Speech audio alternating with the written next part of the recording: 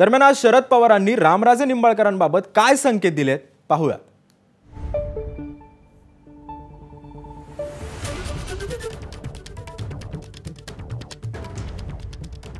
आज हाच कार्यक्रम झाला, निघायच्या वेळेला आणखी कुठून तरी फोन आला आणि त्यांनी हट्ट केला की इंदापूरला चालू आहे, 14 तारखेला आमच्याकडे आलेच पाहिजे। काय कार्यक्रम आहे म्हणजे इंदापूरला तोच आमच्याकडं, म्हणजे कुठं ते म्हणजे फलटणला, समजलं का? ते आता याच्यानंतर फलटण झाल्याच्यानंतर जवळपास 1 महिन्याचे सगळे दिवस रूप झाले। एबीपी माझा, उघडा डोळे बघा नीट।